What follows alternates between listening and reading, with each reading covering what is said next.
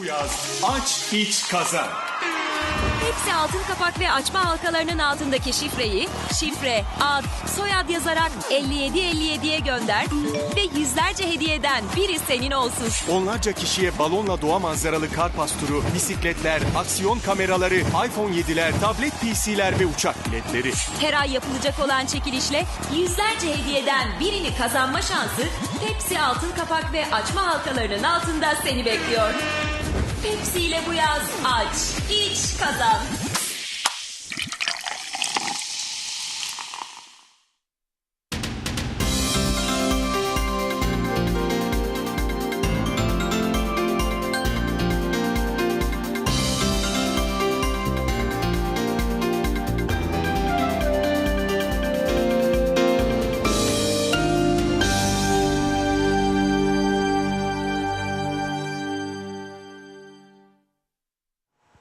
Değerli izleyenler, sabah saatlerinde de ifade ettiğim gibi bugünkü stüdyo konuğumuzla programımızın ikinci turuna devam ediyoruz. Bu sabah Halkın Partisi Milletvekili adayı Jale Refik Rogers bizimle beraber. Tabii Jale Hanım'ı hep beraber tanıyacağız. Jale Refik Rogers kimdir, eğitimi nedir, neden siyasete girdi ve aynı zamanda neden Halkın Partisi'ni seçti? Bunları konuşacağız. Uzmanlık alanı nedir? Parlamentoya girmesi halinde neler yapılacak gibi ilk sorularımız bunlar. Tabii diğer hususlarda da sizden gelecek olan mesaj ve soruları da aktarabiliriz. Ama önce bir Jale Hanım'a merhaba diyelim. Hoş geldiniz. Hoş bulduk. Öncelikle teşekkür ediyorum. Ben teşekkür ederim. Bugün güzel bir gün aslında, yağmurlu. Evet. Ama soğuk Daha değil. bereketli, evet. Evet. Tabii öncelikle bir sizi tanıyalım. Jale Refik Rogers kimdir? Eğitimini nerede aldı? Uzmanlık alanı nedir? Oradan başlayalım. Sonra yavaş yavaş diğer siyasi konulara da gireceğiz. Tabii. Ben 1977 Lefkoşa doğumluyum. Türk Marif Koleji'ni bitirdikten sonra Fulbright bursuyla Amerika Birleşik Devletleri'ne lisans eğitimim için gittim. Önce biyokimya üzerine lisans eğitimimi bitirdim University of Maine, Orono'da. Daha sonra Harvard Tıp Fakültesi'nde bir yıl çalıştım araştırma görevlisi olarak. Sonra Cornell Tıp Fakültesi'nin ve Memorial Sloan Kettering Kanser Hastanesi'nin ortak programında moleküler genetik üzerine doktoramı yaptım. Bu 6-7 yıl sürdü, uzun bir araştırma süreciyle, bir çalışma süreciyle beraber. Daha sonra kısa bir postdoktora yaptıktan sonra ülkeme geri döndüm 10 yıl önce. Önce özel bir üniversitenin Sağlık Bilimleri Fakültesi'nin kuruluşunda bulundum. Eczacılık Fakültesi'ni. Orada bir moleküler biyoloji laboratuvarı kurdum. Yaklaşık 3 yıl orada çalıştıktan sonra devlet hastanesinde bir genetik laboratuvarı kurulması gündeme geldi. Onun kurucusu olmamı istediler ve 8 yıldır o laboratuvarı kurdum ve gelişmesine katkıda bulunuyorum. Laboratuvarımızda kanser genetiğiyle ilgili testler yapıyoruz. Kanser hastalarının teşhis ve tedavilerinde kullanılan testler. Bulaşıcı hastalıklarla ilgili hepatit, HIV virüsü gibi bunların moleküler tespitini yapan testler. Talasemi laboratuvarına destek veriyoruz. Burada tabii bireysel olarak bir şeyler yapabildik, en azından genetik alanında bir şeyler ülkeme bir katkıda bulunabildiğimi düşünüyorum. Ve birikimimi de ülkemde kullandığım için çok mutluyum. Ama köklü bir değişim için yönetsel seviyede güçlerimizi birleştirmemiz gerektiğini düşünüyorum toplum olarak. Ve işinin ehli insanların belli yerlere gelmesi gerekiyor. Ülkedeki bu kötü yönetim ve sistemsizlikten kurtulmak için. Ben de buna katkıda bulunmak için elimi taşın altına koymaya karar verdim ve siyasete böylece adım attım. Attınız peki. Evet. Yusuf Boz günaydın demiş, Çimen Halil. Jale Hanım sizi takdir ediyor ve çıktığınız yolda başarılar diliyorum demiş. Artık halkın tek umudu Halkın Partisi'dir Teşekkürler. diye de ilk mesajlarınız geldi. Tabii diğer mesajlarımızı da aktarmaya devam edeceğim süre devam ettikçe. Peki Halkın Partisi ile temas nasıl oldu? Yani Halkın Partisi'nin parti olarak değil ama Kudret Hoca ile ilgili mesela işte toparlanıyoruz hareketinden gelme bir rüzgar da vardı. Siz de yer almış mıydınız yoksa temasınız nasıl oldu? Nasıl başladınız bu şeye? Toparlanıyoruz sürecini ben biraz uzaktan izledim. O benim tam bebeğimin olduğu dönemlere denk geldi. O yüzden evde çocuk bakıyordum o ara ama gönülden de destekliyordum hareket olarak. Kudret Özersay'la ben İnsan Hakları Vakfı'nın mütevelli heyetinde beraber çalıştım. Ve orada işte dürüstlüğüyle, bilgisiyle çok takdir ettiğim birisiydi. Cumhurbaşkanlığına aday olduğunda ona gönüllü olarak destek vermeye karar verdim.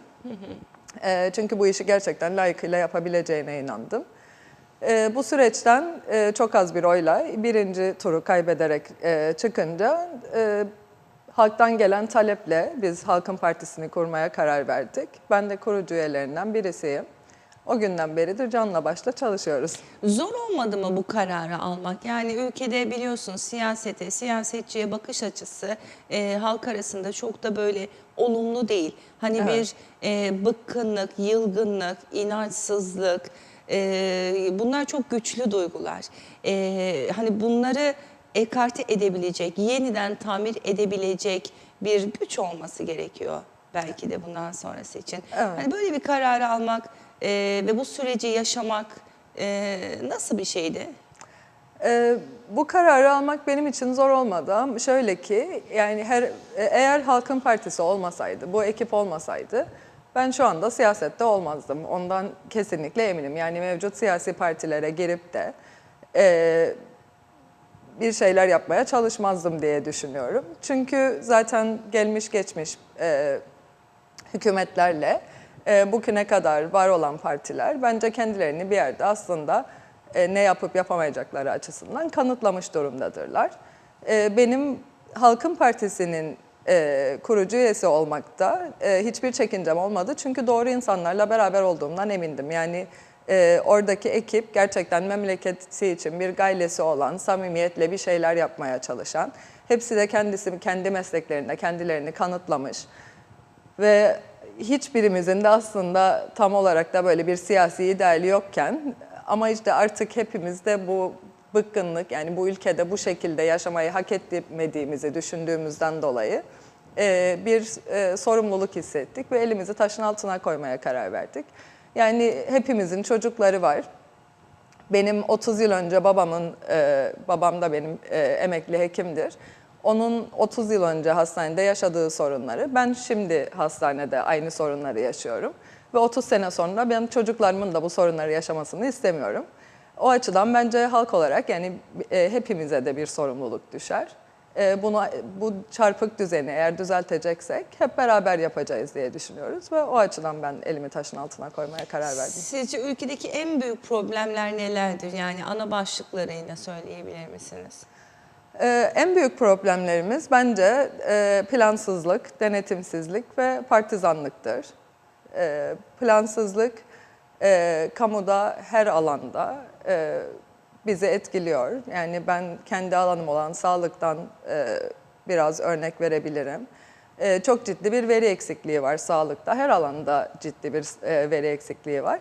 Ama veri olmadığında yani elinizde sağlıklı bir veri yoksa bununla ilgili bir planlama yapmanız mümkün değildir. Yani siz eğer kaç tane engelli vatandaşınız, kaç tane kronik hasta, kaç tane genetik hastası, kaç tane yani genetik bir bozukluk taşıyan kişi, kaç tane kanser hastası var bilmezseniz bununla ilgili bir planlama yapamazsınız. Veya daha da basit bir şeyden gidelim. Yani her kış döneminde kaç tane grip vakasıyla karşılaşacağınızı aşağı yukarı siz planlayamazsanız o hastalık için gereken tedaviyi de gereken ilaçları da planlayamazsınız. Kaldı ki biz bunu her yerde görüyoruz yani hastanelerde genelde yatan hastaların işte antibiyotik bulunamıyor, ateş düşürücü bulunamıyor. Yani evimizde hepimizin eczacı dolabında bulunan en basit ilaçları bile biz bazen kamu hastanelerinde, kamu sağlık sisteminde bulamıyoruz. Böyle bir sorun var. Denetimsizlik tabii ki çok ciddi bir sorun. Bu hem çalışanların performansını etkileyen bir şey. Yani ne kadar çok da çalışsanız, az da çalışsanız herkese aynı bakılıyor. Çalışmayan çalışmamaya devam ediyor. Çalışanlar da özveriyle çalışmayanların işini de yapmaya çalışıyor gibi bir durumla karşı karşıyayız. Gene sağlık alanından bir örnek vermemiz gerekirse, sevklere biliyorsunuz çok ciddi bir para harcanıyor. Ama bununla ilgili kimse bunu bir denetleyip de acaba biz neleri sevk ediyoruz ya da etmemek için neler yapabiliriz? Yani örneğin işte genetik A testini biz devamlı sevk ediyorsak belki buradaki genetik laboratuvarının bu testi yapması lazım. Yani onu yapacak teçhizatının altyapısının yapılması gerekir. Ama bunlarla ilgili hiçbir denetim ve planlama yoktur. Üçüncü sorun da dediğim gibi partizanlıktır. Yani bu keyfi atamalarla, partizanlıkla yapılan atamalarla çok ciddi sorunlar yaşıyoruz. Çünkü biz işinin ehli insanlar tarafından temsil edilmiyoruz çoğu zaman. Ve bizim bu hem işte gerek Türkiye ile olan ilişkilerimizde gerek uluslararası arenada bence itibar kaybetmemize sebep oluyor. Evet. O zaman iktidara gelmeniz halinde veya işte parlamentoya girmeniz halinde yapılacak olan ilk şeyler nelerdir? Bir de partizanlık noktasında nasıl bir çözümünüz var? Hani diğer konularda belki plan, program ve adım adım bazı şeyleri düzeltebiliriz de partizanlık çok farklı bir organizma şeklinde değil mi? Onu nasıl halledeceksiniz? Evet, yani bir organizma dediniz. Evet, yaşayan, şekil değiştirebilen bir şey. Dolayısıyla bence bu yani kan damarlarını kestikten sonra da yok olabilecek de bir şey. Yani önce o soruya cevap vereyim. Yani bizim Halkın Partisi'nin iktidarında kimse belli bir partiye mensuptur diye veya mensup değildir diye bir göreve atanmayacak veya bir görevden alınmayacak. Yani işinin ehli olan herkes hangi partiden olduğuna bakılmaksızın verimli olup çalıştığı sürece çalışmaya da devam edecek. Yani biz gelip de işte bütün partiler kötüdür ya da işte bütün partilerin mensubu olan kişiler kötüdür, biz onları alıyoruz, kendi adamlarımızı atıyoruz, öyle bir şey olmayacak. Dediğim gibi bence ben bunu bir siyasi hareketten çok bir halk hareketi olarak görüyorum. İşinin ehli olan herkes, işini düzgün yapan, layıkıyla yapan herkes o işini de yapmaya devam edecek. Yani örneğin mesela biz müşavirleri de tekrar kullanmayı planlıyoruz belli görevlerde. Yani işini layıkıyla yapıp da belli bir partiye üye olmadığı için görevlerinden alınan kişiler var. Biz onları tekrar gene görevlerine geri döndürmeyi planlıyoruz. Planlama açısından ya da ilk etapta neler yapılabilir açısından yani her alanda aslında çok basit şeyler var yapılabilecek. Genelde siyasi irade eksikliğinden dolayı bence biz bunları yapamıyoruz. Örneğin mesela sağlıktan örnek vereyim. Bu yıl sağlık konusunda çok büyük sıkıntılar yaşandı. Bayağı bir işte grevler oldu, toplantılar yapıldı ve maalesef halk odaklı değil de hekim odaklı bir tartışmaya dönüştü. Yani sanki de sadece sağlıkta tek sorun hekimler, işte hekimlerin maaşı, hekimlerin ikinci işi sadece onun etrafında dönen bir tartışmaya dönüştü bu. Ben bütün hekim arkadaşlarımı da burada saygıyla selamlıyorum. Yani kimseye bir hedef göstermek değildir. Bence onlar da rahatsız zaten. Aynen öyle. Hedef haline geldik diyorlar. Aynen öyle. Herkes rahatsız. Bundan kimse mutlu değil. Ama en kötüsü burada en çok zarar gören gene halk oluyor. Yani halk hak ettiği sağlık hizmetini alamıyor. Ve dediğim gibi bu sene mesela bir geçici tüzük yapıldı, bir protokol imzalandı ve işte hekimlerin maaşlarına bir artış yapıldı. Onların tam gün çalışacağı söylendi. Ama hala Burhan Nalbantoğlu Devlet Hastanesi'nde poliklinik hizmetleri sadece 9-12 yaklaşık olarak bir saat vermek gerekirse 9-12 arası veriliyor. Yani tam gün sağlık hizmeti verilmesi gereken bir kamu kuruluşunda biz tam gün sağlık hizmeti alamıyoruz. 3 saat veriyoruz. Evet, yani bu poliklinik hizmetinin tam güne çıkarılmaması için hiçbir sebep yoktur. Yani o hekimler zaten orada, o ekip orada, o ekip zaten 9'dan 12'ye kadar çalışıyor. O insanlar 12'den sonra ne yapıyor? Yani siz diyorsunuz ki işte Bu hekim burada olmak zorundadır ama orada olup ne yapacak? Yani hizmet vermedikten sonra saatin hiçbir önemi yok. Yani işte bir nedir parmakla giriş çıkışı yaptılar şimdi mesela Burhan Nalbantoğlu'nda.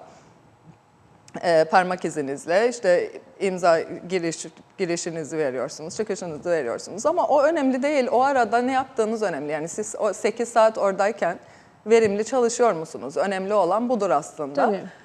Ama kimse bununla ilgilenmiyor. Sanki de fabrika işçisi falan gibi işte bu kadar saatte, bu saatte girdi, bu saatte çıktı. Ne saatte girip ne saatte çıktığınız önemli değil. Ne verim alıyorsunuz? Yani Burhan Nalbantoğlu genetik laboratuvarında kaç tane test yapıyorsunuz mesela yılda? Ve bu daha fazla olabilir mi? Azsa neden az, çoksa neden çok? Bir laboratuvar çok test yaparken diğeri neden yapmıyor? Yani bunların sorgulanması gerekir ve verimliliği artıracak önlemler alınması gerekiyor. Bu mesela gelir gelmez göreve yapabileceğimiz şeylerden birisidir. Biz tam gün poliklinik hizmetini vereceğiz. Evet.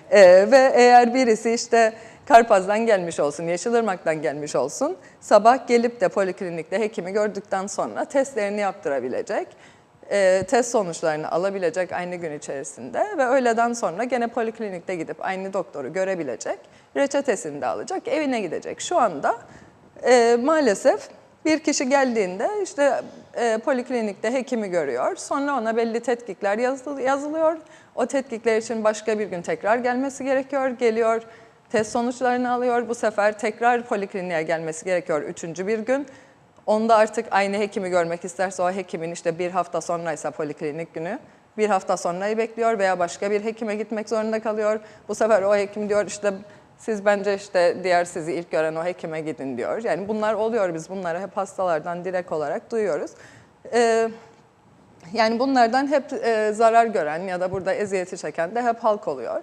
Ve biz bu tip önlemler alarak bunun önüne geçmeyi planlıyoruz. Evet, yani verimliliği ve performansı sorgulayıcı bir sistemin hayata geçirilmesi gerektiğini düşünüyorsunuz. Bir de tabii değinmediniz ama ona hemen değinelim. İlaç firmaları, değerli izleyenler, üzgünüm sizin için de kötü bir haberim var. Özellikle astım ilaçları, kalp ilaçlarına zam geleceği gerekçesiyle piyasaya mevcut ilaçları sürmediler.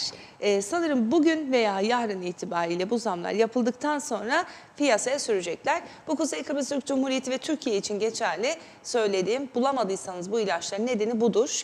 Bununla ilgili tabii ki bizim de bir problemimiz var. Bizim ülkemizde kaç kalp hastası, ne kadar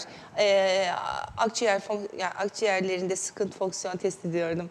Akciğerlerinde sıkıntı olan solunum yolu enfeksiyonlarından kaynaklanan ya da astım hastaları biliyoruz ki çok pahalı ilaçlar kullanıyorlar. Kurul karar veriyor. İlaç eczacılıktan alınıyor. Ama onlar 2 aydır neredeyse ilaç bulamıyorlar. Evet. Muadilini almak ya da eczanelerden alıp faturayı götürmek suretiyle, ki bu insanların birçoğu da zaten geliri düşük insanlar. Evet. Benim gözlemlediğim en azından. Evet. Zaten geliri yüksek olan kişiler farklı yerlerde de bu sağlık hizmetini alabiliyor, ilaçlarını alabiliyorlar. Evet. Bir hap 300 TL iken 1000 TL'lik bir sosyal yardım maaşıyla bu insanlar bunu nasıl alsın? Şu anda belki de 350 olacak, 400 olacak bu zamların arkasından. Bunlar nasıl karşılayacak bunları ve bu tarz konuları nasıl çözmeyi düşünüyorsunuz? Çünkü ilaçlar konusunda da çok ciddi problemler var. Yeni ihale yasasının sıkıntı yarattığı belirtilse de Bakanlar Kurulu kararıyla sağlık alanında bu geçerli olmayacak, o ilgili madde, yani ilaçların alımı noktasında, ama hala alınmadı. Bu da başka bir üzücü konu. Evet. Şimdiki için söylemiyorum, genel bir problem. Bunu nasıl çözmeyi planlıyoruz? İlaçlarla ilgili şöyle bir düzenlemeye gitmeyi planlıyoruz ki bu daha önce gündeme gelip de son noktaya kadar getirilip gene uygulanmayan bir şeydir.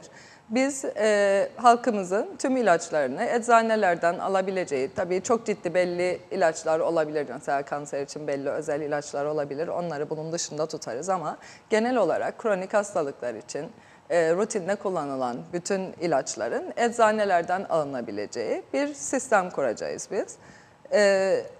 Reçetelerin online sisteme geçmesi gerekiyor acilen ve kamu Sağlık Bakanlığı'nın sunması gereken bu ilaçları reçeteler eczanelerde sistemde görülecek şekilde olacak. Yani hekim bir reçeteyi yazdığında eczaneden bu görülebilecek ve aylık ilaçlarını eczaneden alabilecekler. Ve ne kadarsa sizin işte 3 aylıksa ihtiyacınız, onu eczane orada sistemden görebilmesi lazım. Şu anda çok ciddi sorunlar var dediğiniz gibi. Eczaneden alıyorsunuz, sonra oradan gidip geri ödemeyi halkın alması gerekiyor ya da eczanelerin bu geri ödemeyi alması gerekiyor ve tam bir kısır döngü içerisinde. Aynı zamanda bu reçetelerle siz gidip işte A eczanesinden de bu ilacı alıp sonra gidip B eczanesinden sonra C eczanesinden aslında aynı ilacı bazen alabiliyorsunuz. Çünkü bunun denetimini yapacak birisi yok. İlaç Eczacılık Dairesi de tamamen içi boşalmış bir durumda ve maalesef üzerine düşen bu büyük yükü kaldıramayacak bir durumda. Biz maalesef kamuda gerekmeyen yerlere, gene işte daha önce bahsettiğim partizanlığa dönüyor konu. Partizanlıkla işte taşeron firmalardan bilmem nereden Sağlık Bakanlığı'na işte örgüt başkanının kızı bilmem ne örgütünün oğlu şeklinde delegenin akrabası şeklinde kişiler alınıyor. Ama gerçekten ihtiyaç olan yerlere insan alınmıyor. Yani İlaç Eczacılık Dairesi'nde eczacı yok mesela. Yani orada çok ciddi bir sorun var. Çok az eczacı var. Olanlar emekli oluyor. Yenileri gelmiyor. Yeni bir sürü genç eczacı var etrafta. Zaten İlaç Eczacılık Dairesi'nin yasası da çok ilkel. Yani sağlıktaki hemen hemen tüm yasalar böyle. Yani 30 senelik falan güncelliğini çoktan yitirmiş.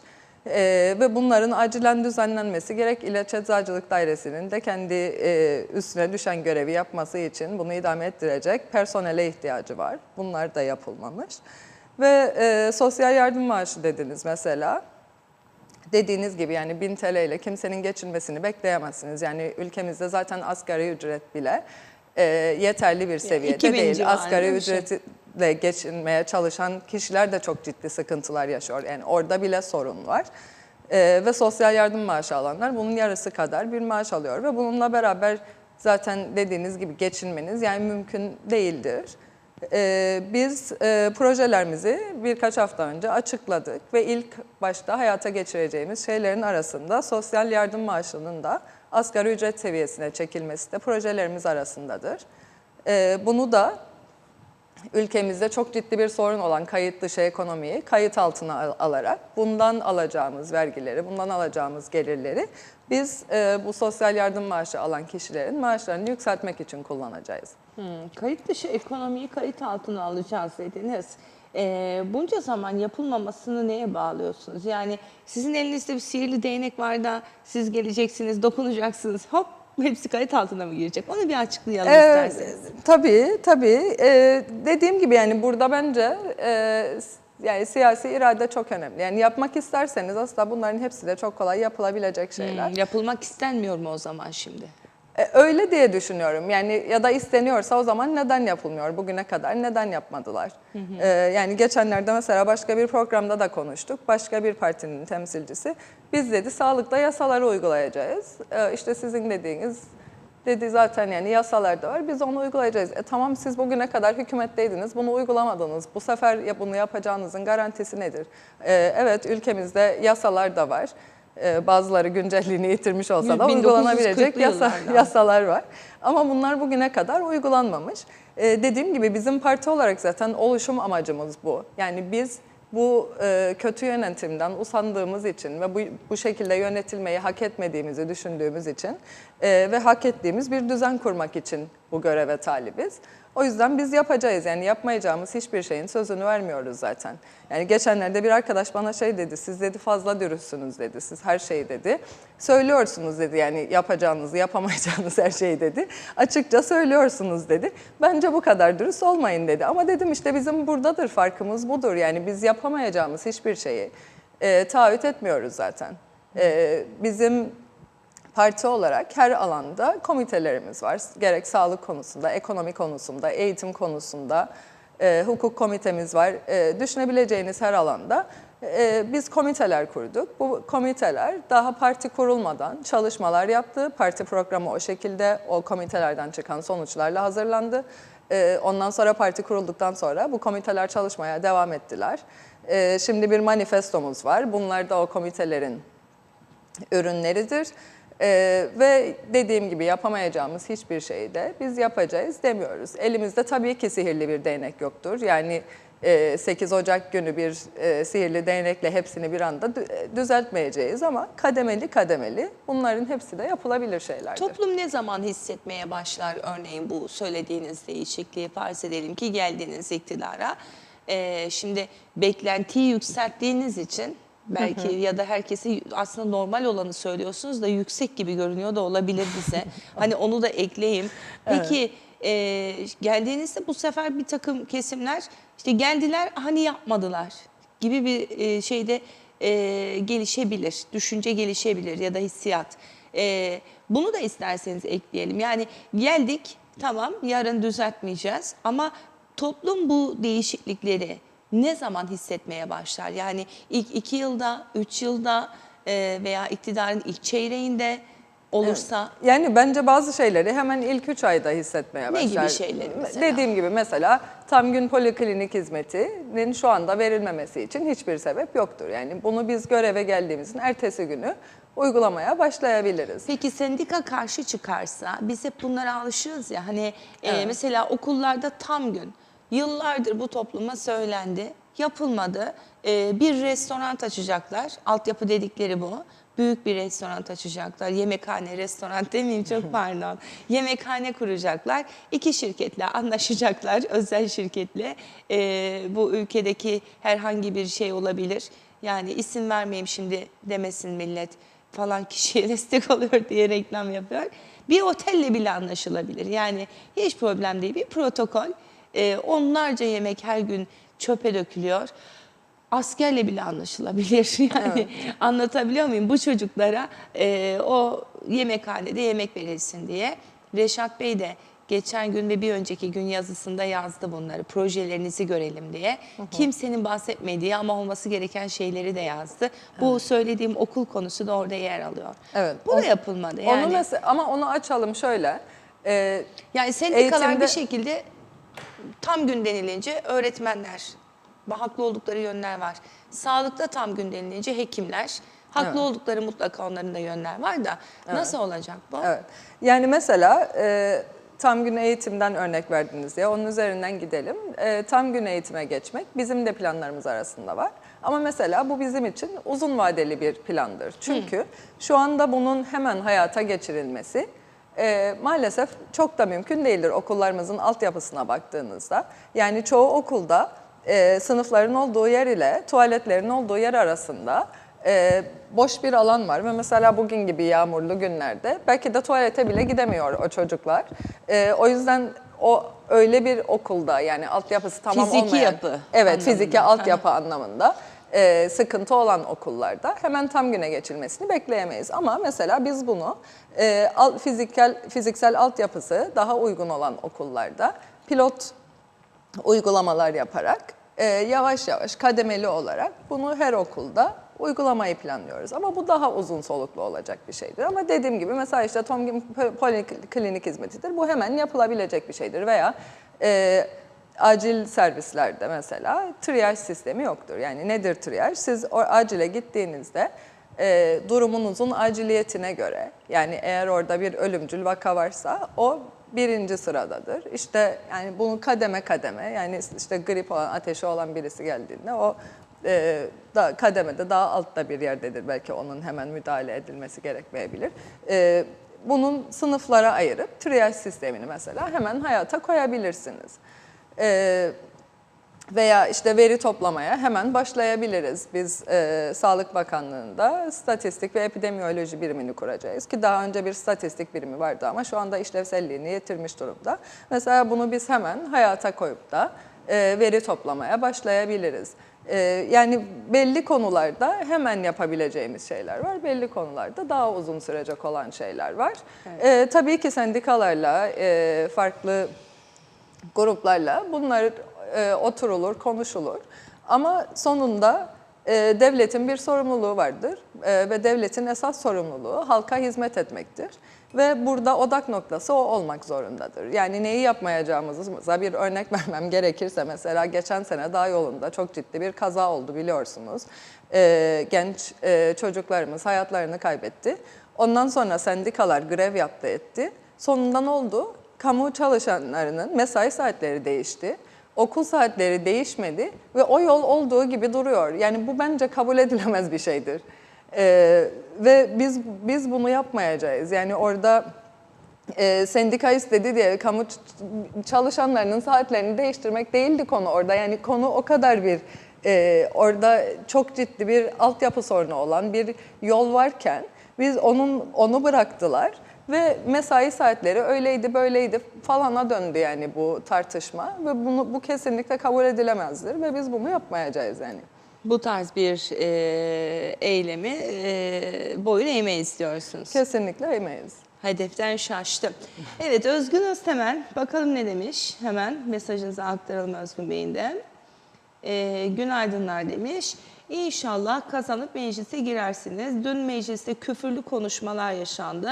Sizin mecliste olmanız halinde kürsüden yapılan küfürlü konuşmaların engellenmesi için nasıl bir mücadele etmeyi düşünüyorsunuz? Bu da yani toplumda mesela parlamentonun toplanması, görüşülmesi, bir takım konuların tartışılmış olmasını naklen izleyebiliyoruz Meclis TV'den, sosyal medyadan da yine.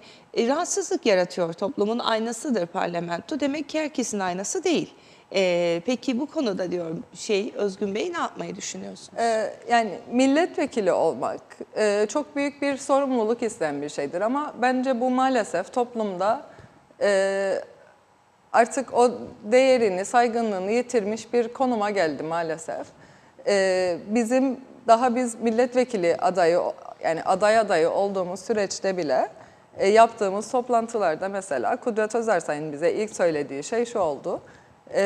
Sanmayın ki bu sizin için bir part-time bir iş olacak. Yani şu anda mecliste biliyorsunuz çoğu zaman nisap sağlanamıyor bile. Zaten haftada 2 gün toplanması gereken meclis çoğu zaman nisaptan dolayı toplanamayabiliyor. Bu seçim süreci başladı mesela. Talip oldukları görevi yapacakları meclise 2 gün toplanırken mesela 1 gün toplanmaya başladılar. Seçim heyecanından dolayı. Şimdi de 15 gün ara verdiler. Yani biz bunları yapmayacağız. Biz bu sorumluluğun bilincindeyiz. Yani bu görevin neler getireceğini, neler yapmamız gerektiğinin bunun bilincinde olarak aday olduk biz. Zaten bakarsanız bence bizim parti olarak propagandamızdaki çok ciddi fark diğer partilere göre şudur. Biz meclise bir ekip olarak gelip bu vizyonumuzu hayata geçirmeye talibiz. Bireysel olarak hiçbirimizin de ille de milletvekili olma gaylesi yoktur. Zaten hepimiz de kendi işlerimizi çok severek yapan, mesleklerimizde başarılı insanlarız. Bizim derdimiz milletvekili olmak değil, bizim derdimiz bu halka hizmet etmek. O açıdan da biz mesela bireysel olarak kart da dağıtmıyoruz. Partideki hiçbir vekil adayının kendi kişisel bir kartı yoktur. Biz 50 adayın, yanımda da getirmedim şimdi arabada var ama 50 adayın içinde bulunduğu bir broşürü biz halka takdim ediyoruz. Çünkü biz buraya bir ekip olarak gelip bir değişim yaratmaya talibiz. Hiçbirimizin de derdi bireysel olarak oraya gitmek. De işte vekil oldum, oturayım, haftada 2 gideyim, geleyim. Ondan sonra çıktığımda da işte hasta bakarım ya da bilmem ne yaparım. Öyle bir şey değildir yani hiçbir şekilde de olmayacaktır. Milletvekilliği çok ciddi sorumluluk isteyen bir meslektir. Tam zamanlı yapılması gereken bir meslektir ve biz bunun sorumluluğunun bilincinde olarak aday olduk. Peki devam edelim. Son bu arada 15 dakikamızın içerisine girmiş bulunuyoruz. Yapılması gereken ilk işlerin neler olduğundan bahsettik. Mevcut yasaların aslında sağlık alanında da eski olduğunu söylediniz ama Sağlık Bakanı ile yaptığımız programlardan edindiğim bilgiye göre işte döner sermayedir, hekimlerin özlük haklarıdır, işte yeni hastanelerdir. Sayın Recep Akdağ'ın da ziyaretinde belirttiği konular var. Bunlar yenilik değil mi mesela? Yani ben Memnun mu değiliz ya da yanlış mı? Ben sağlık sisteminin içinden gelen birisi olarak sağlıktaki aksaklıkları fazlasıyla deneyimleyen, görebilen birisiyim. Ve yeni hastaneler yaparak bu sorunu nasıl çözeceğimizi ben anlamış değilim. Çünkü bence sorunumuz o değil. Yani bizim sorunumuz bina değil. Bina dediğiniz 4 duvar, penceresi, kapısı olan bir boş alandır. Yani onun içinin doldurulmasıdır önemli olan. Bu cihaz altyapısıdır, personel altyapısıdır. Ve bunlar olmadan da zaten o bina orada olmuş olmamış aslında çok da bir şey fark etmiyor. Yani şu anda gerek özel hastanelerde gerek kamu hastanelerinde altyapıda ciddi eksiklikler var. Yani mesela bugünkü gazetedir bu sanırım. Gene bakıyorum mesela bizim de yakın aile dostumuz olan bir kişi gene hayatını kaybettiği yakın bir zamanda girdiği aslında çok da komplike olmayan bir tıbbi prosedürden sonra yaşanan komplikasyonlardan dolayı hayatını kaybetti.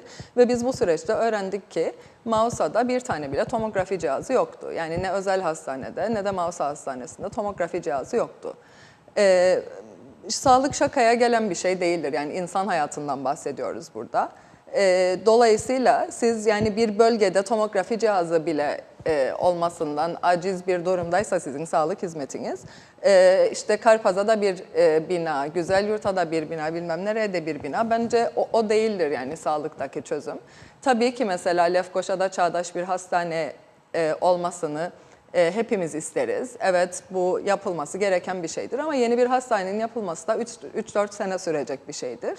Bu süreçte mevcut hastanelerin, sağlık merkezlerinin, Karpaz'dan Yeşilırmak'a her yerdeki binalar mevcuttur. Altyapı olarak belli standartlara getirilmesi gerekir, hizmetin aksamayacağı bir şekilde. 112'nin ambulans sisteminin ciddi bir şekilde reorganize edilip ki yani iyi çalışan bir kurum 112 gene Bilim. de ama bunun daha da iyileştirilmesi gerekmektedir. Yani mesela ambulanslarda şu anda çalışan paramedik yoktur. 62 tane paramedik eksiği var. Nedir o paramedik? Paramedik esas ambulansta ilk müdahaleyi yapacak kişilerdir. Bunun 2 yıllık okulu var. Burada da birçok paramedik mezunumuz var ülkemizde. Ama mesela yasada hala daha paramedik tanımı bile yoktur. Ve şimdi paramediğimiz olmadığı için hemşireler ambulanslarda çalışıyor, hastanelerde hemşire eksiği var. Hastaneler kan alıyor, hemşire yok diye. Hastanelerde çalışan hemşireler çok fazla overtime çalışmak zorunda kalıyor çünkü personel eksikliği var. Böyle bir kısır döngünün içerisindeyiz. Yani bizim eleman altyapısını, cihaz altyapısını bir an önce tamamlamaya çalışmamız gerekir. Bunun için de mesela TC yardım ve hibe programlarında mesela sağlık ve sosyal hizmetlere ayrılmış sadece bu sene için 22 milyon TL var. Bunun senenin ilk yarısında sadece %2'si kullanılmıştı. Yani kaynak var aslında ama doğru düzgün proje yapmanız gerekiyor ki bu kaynağı kullanabilirsiniz. Ama bizi yönetenler proje yapmadığı için bu kaynak da kullanılmayıp çoğu zaman geri Türkiye'ye gönderiliyor. Yasal altyapı açısından bazı yasalar meclise gönderildi. Ama aslında hepsinin beraber gönderilmesi gerekirdi. Yani genel sağlık sigortası mesela hep konuşuluyor ama hala daha yasası tamamlanıp da meclise gönderilmedi. Döner sermaye yasası kendi başına gönderildi, hasta hakları yasası gönderildi. Yani böyle bir tam olarak... Bütünlük mü yok? Efendim? Bütünlük yok galiba. Bütünlük yok, SSK'da evet. kalmış çünkü genel sağlık şeyi. Evet, Çalışma sigortası. Bakanlığı'ndan da Orada üstüne düşen tıkanmış. görevler var. Yani burada bir siyasi irade gösterip yani bir şeyi yapmak istiyorsanız yapacaksınız. Yani bu genel sağlık sigortası biliyor musunuz? Yani 96'da UBP-DP hükümetinin programında da bir sağlık sigorta sistemine geçilmesi yazılıyor hükümet programında. 96 yılında. 96 yılında. Ben de çok şaşırmıştım. Mesela işte periferdeki sağlık ocaklarının, sağlık merkezlerinin güçlendirmesi de bu programın içerisinde var. Ama üzerinden 20 sene geçmiş ve biz hala aynı şeyleri konuşuyoruz. O yüzden bizim bunları konuşmak değil, yapmamız gerekiyor. Ve bizim bu açıdan samimi bir gayremiz var. Biz bu göreve bu yüzden talibiz ve biz bunları yapacağız. Evet. Gençlik politikalarıyla ilgili hiç konuşmadınız demiş Emine Hanım gönderdiği mesajda. Konuşalım. Gençlik politikalarınızla ilgili, planlarınızla. Evet. Mesela gündemi bayağı bir meşgul eden bu kırsal kesim arazileri var biliyorsunuz. Evet. Genelde bunlar kırsaldaki gençlerimize veriliyor.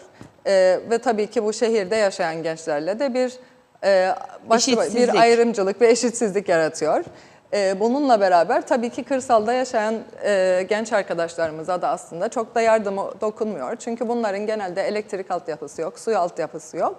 Bir arazi veriliyor ama zaten bu altyapıyı hayata geçirmek için harcadıkları parayla zaten o arazinin parasını ödemiş kadar oluyorlar. Biz bu açıdan mesela bir sosyal konut projesini hayata geçirmeyi planlıyoruz. Yani gençlerimiz kira öder gibi ödeyerek bu konutlara sahip olabilecekler ve bu şehirdeki de, kırsaldaki de tüm gençlerimize yardımcı olacak bir şey olacak. Aynı zamanda mesela özelde çalışan kişilerin gençlere istihdam yapılmasını da teşvik etmek açısından KKTC vatandaşı kişileri işe aldığında özel firmalar onlara belli teşvikler sunacağız vergi açısından ve bu gençlerin iş bulmalarına da destek olmaya çalışacağız. Bu projelerimiz Vergi açısından da. derken? Yani çok da alanım olmadığı için yanlış bir şey de söylemek istemiyorum ama bu kişilerin maaşlarının belli bir kısmının devlet tarafından karşılanması gibi Şimdi bir öyle değil mi şey şu anda? olacak. Sanırım sosyal sigortalarda, primlerde galiba şimdi KKTC vatandaşlarına karşı şey sağlanıyor. Farklı bir öneriniz var herhalde. Bildiğim bir şey değil o Değil benim. Yani diyorsunuz. evet. Peki. Evet, yanlış bir şey uyuşturucu konusunda ne düşünüyorsunuz efendim? Uyuşturucu konusunda tabii ki çok ciddi sorunlar var. Bizim bir uyuşturucuyla mücadele için bir rehabilitasyon merkezi kurulmasının ve bunun uzmanlarla desteklenmesiyle ilgili de bir projemiz var. Bu da projelerimiz arasındadır. Şu anda uyuşturucuyla mücadeleyle ilgili hiçbir şey yapılmıyor. Yani hemen hemen denetimli serbestlik yasası geçirildi ama bu kişilerin gidip de yardım alabileceği yerler yok. Devlet bu açıdan hiçbir destekte bulunmuyor bu kişilere. Yani yasa var ama yasa var ama uygulanmasını sağlayacak bir altyapımız maalesef yok. Ay. Yazık. Peki bu insanlarla dalga mı geçiliyor? Yani niye böyle? Anlayamadım. Yani çok tehlikeli bir şey yani uyuşturucu. Bugün uyuşturucu kullanım yaşı çok düştü. Haberlerde biz de haberlerini zaman zaman yaptık. Okul etraflarında okullarda uyuşturucu tabii ki. İşte bu var. açıdan çok ciddi tabii eğitimde de çok ciddi önlemler alınması gerekiyor. Yani eğitimin daha çok küçük yaşlarda başlaması gerekiyor. Uyuşturucuyla mücadeleyle ilgili bu böyle. Mesela cinsel açıdan da çocukların eğitilmesi, kendini koruması açısından eğitim verilmesi öyle. Yani farkındalığın istismar konusunda da ya da bulaşıcı hastalıklar konusunda da çocukların çok küçük yaşlardan eğitilmesi gerekiyor ve farkındalık açısından da bunları yaratmak bu da gene devletin bir görevidir. Şahane Hanım şeyi nasıl buluyorsunuz? Yani bu noktada mesela ben hani öğretmenler, işte okul müdürleri, müfettiş mesela hiç gelmiyormuş şimdi okullarda. Çünkü müfettiş eksiğimiz var. Çok ciddi bir müfettiş eksiği var. Müfettişlerle desteklenmesi gerekir Eğitim Bakanlığı'nın. Yani bu gene işte sağlıkta söylediğim şeye geliyor. Yani biz bu ülkede yaşayan konusunda uzman bir sürü insan var. Ama gerekli yerlere istihdam yapılmıyor ve genelde devlete, kamuya yapılan alımlar genelde hep partizanlıkla yapılan alımlar oluyor. Ve bunun da sonuçta hep sonuçlarına katlanmak zorunda kalan da halk oluyor. Siz TMK'dan mezun olurken Emine Beton muydu müdür? Evet. Hatırlıyor musunuz? Evet. Nasıl sert bir Evet, çok iyi öğretmendi. hatırlıyorum tabii Yani ki. takılar falan her şey alınır, kıyafetin boyuna bakılır. Disiplin çok önemliydi. Hani kimse okuldan firar etmeye cesaret edemiyordu. Etmezdi. Kadın Evet, çıkıp bir de Müsarat Hanım vardı, müdür yardımcımız. İkisinden de nasıl çok çıkıp korkardı. dolaşıyorlardı orada değil mi? Evet. Şimdi bir bakıyorum mesela ben gezer şey yaparken okullar yolundan rast gelir geçersem herkes dışarıda çocukların diyorum Allah Allah yani hani bizim okuduğumuz dönemlerde çocuklar biz daha doğrusu okul bahçesinin dışına çıkmak nedir? Yani mümkün değildi. Çok zordu ya da yakalanırsanız yandınız. O da ayrı bir konu. Böyle bir öğrenci öğretmen kesimi evet arkadaş olmalı o ayrı konu ama öğretmen oldu böyle de İşte hissedilmeli yani disiplin değil mi? her alanda çok önemli. Yani bu dediğiniz gibi okulda, eğitim alanında da başlıyor. Sağlıkta aynı. Sağlıkta aynı ya da işte çalıştığınız eğer siz kamuda çalışıyorsunuz. Yani o disiplini sağlamaktan sorumlu olan ilgili bakanlıktır ya da o dairenin ilgili müdürleridir. Ve bence yani balık baştan kokar ve maalesef kötü yönetildiğimiz için bunun etkilerini bence biz her alanda, alt kademelerde de farklı şekillerde hissediyoruz. Hissetmek lazım. Bir de devletin otoritesini hissetmek gerekiyor. Devletin galiba, otoritesini değil mi? hissetmek gerekiyor ve mesela bu kesinlikle maalesef bence hiçbir alanda yoktur. Ve zaten bu kadar da bu kötü ve çarpık yönetimin de ya da işte etkilerini bundan dolayı biz görüyoruz. Yani sağlıkta ben hep söylüyorum, sağlıkta biz herhangi bir başarı kaydedebiliyorsak bu kişilerin özveriyle, çalışmalarıyla yani bireysel çalışmalarıyla alakalı bir şeydir. Ya. Yani hiçbir şekilde devletin o koruyucu ve düzenleyici şeyini hissetmiyorsunuz. Evet ama ne güzel bak büyük park yeri yapılmış faydalanıyorsunuz değil mi ondan? Evet, park yeri yapıldı. Tabii ki park yeri de önemli. Açılışı Sıcak da su yapılmış önemli. mıydı onun? Tam olarak bir açılış töreni sanırım yapılmadı. Umarım yapılmamıştır. Ya. Yapıldıysa da ben hafızamdan silmiş olabilirim. Yani dediğim Sıcak gibi su tabii da ki atıyor. sıcak su da önemli, klimaların olması da Tabii. önemli ama bunlar icraat değildir. Yani icraattan sayılamaz. Bunlar sağlıkta icraat sayılamazlar. Öyle mi? Bunlar zaten olması gereken şeyler. Evet. Peki son olarak eklemek istediğimiz ne var? Toparlayalım efendim. Süremizi burada noktalıyoruz. Tabii ki. Yani bugüne kadar gelmiş geçmiş hükümetlerle bence bu mevcut siyasi partiler zaten neler yapabileceklerini ya da yapmayacaklarını gösterdiler. Halkın Partisi bu statükonun bu şekilde devam edemeyeceğini düşünerek bundan dolayı oluşmuş bir partidir. Gücünü halktan alan bir partidir.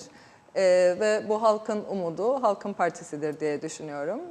Bu memleket için samimi gaylesi olan bir grup tarafından oluştu bu parti. Gücünü de halktan alıyor. Ve bu seçim bence bu mevcut kötü yönetimin, partizanlığın süre geldiği bu statükoyla iyi yönetimin, adil bir hukuk devleti olma yolunda atacağımız bir adım arasında bir seçimdir. Bu halkın seçimidir ve ben halkımıza güveniyorum. O oy kabinlerine girdiğinde oy verirken o sizin vicdanınızla, sizin aranızda olan bir şeydir. Bunu da kimse idare edemez, kimse bununla ilgili bir baskı kuramaz. Ve ben halkımıza güveniyorum ve doğru seçimi yapacaklarına da inanıyorum. Peki teşekkür ederiz. Kolay gelsin diyelim. Çok teşekkür Artık ederim. seçim günü ya da seçimden sonra konuşacağız herhalde. Son 2 hafta kaldı çünkü. Evet. Yani 2-2,5 haftalık bir süre var. Evet. Kolay gelsin diyelim. Çok teşekkürler. Biz her gün halkla iç içeyiz ve çok pozitif bir hava var. Bence çok güzel bir güne uyanacağız 8 Ocak günü veya ne gün sayım bitirebilirse 9-10 diyelim. falan diye gidebilir. Peki kolay gelsin. Teşekkürler. Değerli izleyenler bugün için birlikteliğimizi burada noktalıyoruz. Yeniden yarın yeni bir günde görüşmek temennisiyle stüdyomuzu Fehmi Bey'e bırakacağız. Şimdilik hoşçakalın.